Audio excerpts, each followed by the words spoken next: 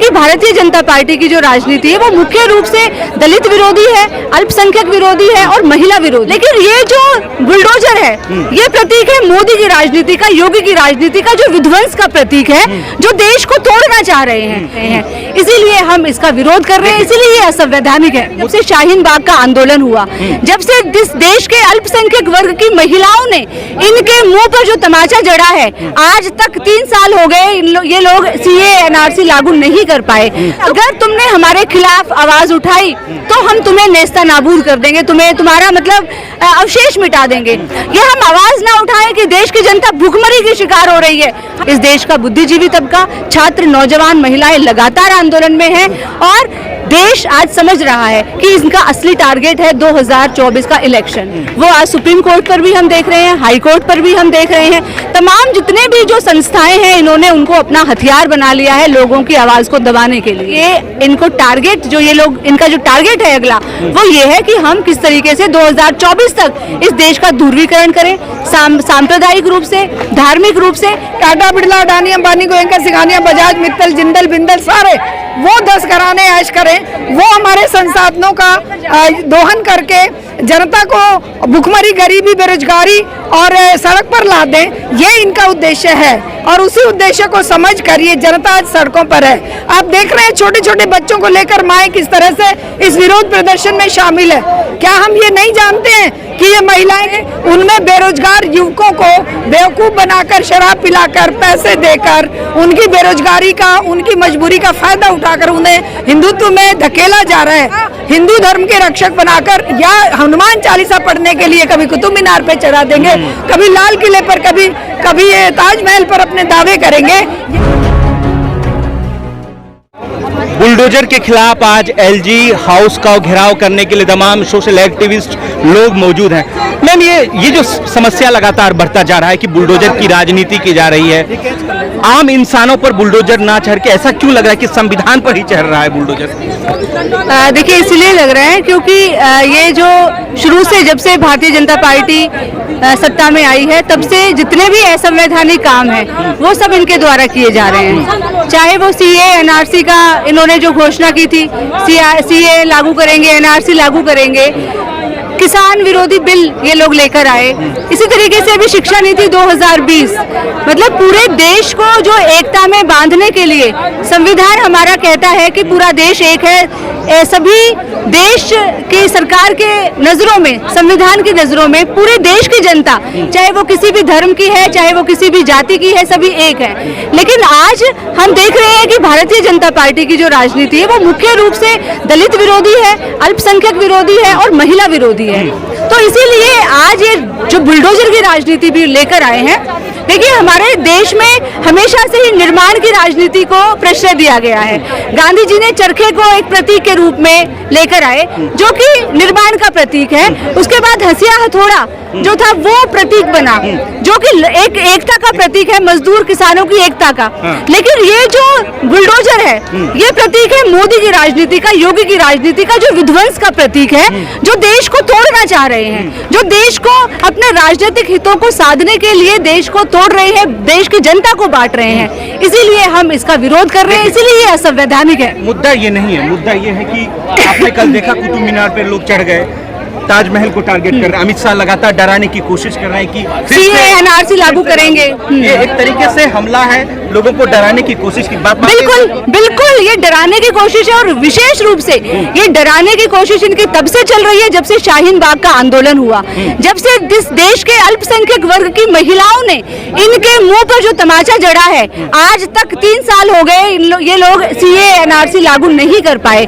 तो कहीं ना कहीं ये विरोध की आवाज को दबाना चाहते हैं और एक डर कायम करना चाहते हैं कि अगर तुमने हमारे खिलाफ आवाज उठाई तो हम तुम्हें नेस्ता नाबूद कर देंगे, तुम्हारा मतलब अवशेष मिटा देंगे। इसीलिए ये बुलडोजर की राजनीति लेकर आए हैं। ये डर का कायम मतलब डर का एक माहौल पैदा करना चाह रहे हैं। और ये आज मैं कहती हूँ कि डर का माहौल ये सिर्फ आज हमें लग रहा है कि मुस्लिम समुदाय के ऊपर है, लेकिन ये हमारे ऊपर और आपके ऊपर भी ये डर का माहौल जो है वो कायम करना चाहते हैं कि हम विरोध की आवाज ना उठाएं, हम आवाज ना उठाएं कि महिलाओं पर क्राइम हो रहे हैं, महिलाएं बलात्कार का शिकार हो रही हैं, हम आवाज ना उठाएं कि आज देश के करोड़ों करोड़ लोग जो है हर रोज बेरोजगार हो रहे हैं। ये हम आवाज ना उठाएं कि देश की जनता भूखमरी की शिकार हो रही है, हम ये आवाज ना उठाएं कि आज महंगाई का ये हाल हो गया है कि लोगों का खाना तक मयसर नहीं हो रहा है। तो ये इस आवाज से डर रहे हैं, ये जनता की एकता से डर रहे हैं। तो इसीलिए ये डर का माहौल पैदा करना चाहते हैं, जिसके खिलाफ आज हम यहाँ पर सड़कों पर उतरे। श्रीलंका में लोग सड़कों पर आगे, हिंदुस्तान में नहीं आ रहे, डर रहे, क्या मालूम नहीं चल रहा जिस तरीके से आपने देखा। देखिए, हाँ। हिंदुस्तान तो एक जनवाद पसंद देश है। हिंदुस्तान की जनता ने अभी कुछ महीने पहले ही किसान आंदोलन जो हुआ था, उसमें आप लोगों ने देखा कि किस तरीके से एकता के बल पर किसानों ने उस मोदी को हरा दिया, जिसके पास सबसे ज्यादा देश के सांसद हैं, जो कि सबसे बड़ी पार्टी कहने का अपने आप को दावा करते हैं। लेकिन उस प्रधानमंत्री को यहाँ की जनता जब झुका सकती है, माफी मांगने पर मजबूर कर सकती है, तो यहाँ देश की जनता बाहर निकल नहीं रही है।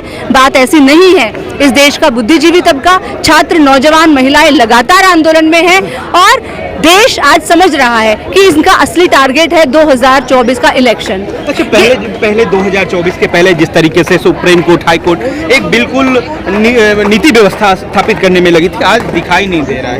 देखिए, आज सब कुछ वही तो हम बोल रहे हैं कि इन लोगों ने एक प्रशासनिक तानाशाही कायम कर दी है। वो जो प्रशासनिक तानाशाही का जो माहौल है, उसका जो असर है, वो आज सुप्रीम कोर्ट पर भी हम देख रहे हैं, हाई कोर्ट पर भी हम देख रहे हैं। तमाम जितने भी जो संस्थाएं हैं, इन्होंने उनको अपना हथियार बना लिया है लोगों की आवाज को दबाने के लिए।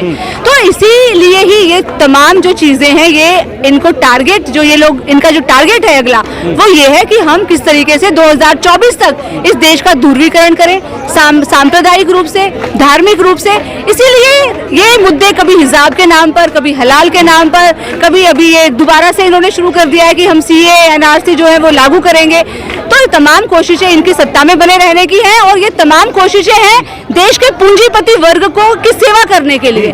देश का जो पूंजीपति वर्ग है, आज वो देश की जनता को बांटना चाह रहा है, क्योंकि ये जो भारतीय जनता पार्टी है, जितने भी नीतियां लेकर आ रही है, आज ये टाटा, बिरला, अंबानी, अडानी के हित की नीतियां हैं, जिनको ये चाहते हैं कि इसीलिए ये सत्ता में बने रहे। देश की जनता नहीं चाह रही है। हमें ऐसा लग रहा है कि वाह, मोदी जी जीत रहे हैं, लेकिन आप देखिए सिर्फ 31% वोटों से ये प्रधानमंत्री बने हैं। तो ये आप देख सकते हैं कि देश के और विदेशों के जो पूंजीपति ताकतें हैं, वो इनका साथ दे रही हैं, जिसकी वजह से ये सत्ता में है। ठीक, ये कह रहे हैं कि 2024 की एक बड़ी तैयारी है, जिसके चलते लोग यहाँ पर स्थिति बन रही है।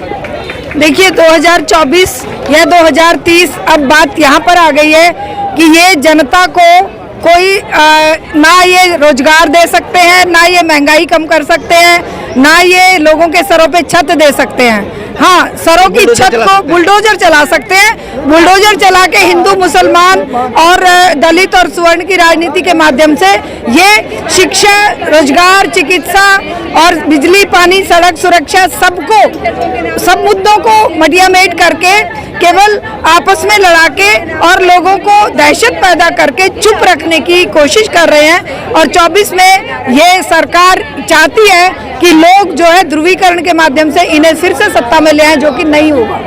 क्या श्रीलंका जैसी स्थिति होने वाली है क्या इधर पे? देखिए, श्रीलंका के रास्ते पर अगर ये चलेंगे, वहाँ 70% बौद्ध व्यवस्था, बौद्ध धर्म के लोगों ने जिस मुकाम पर वहाँ के देश को ला दिया, उसी तरीके से आज यहाँ की 80% जनता जो एक पर्टिकुलर धर्म की है, उसको ये ध्रुवीकरण करके देश के संसाधनों को बेचने का काम बखूबी करते रहे। कोई आवाज ना उठाए, कोई वहां तक पहुंचे ना।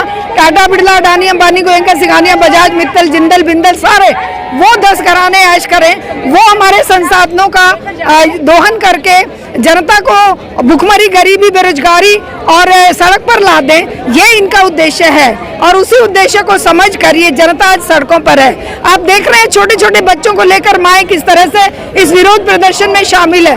क्या हम ये नहीं जानते हैं कि ये महिलाएं किस कष्ट में हैं, किस कष्ट में कि कल को उनके सर पे छत नहीं रहेगी। जैसे ही मुसलमानों पर बुलडोजर चढ़ता है, हिंदू बड़े खुश हो जाते हैं।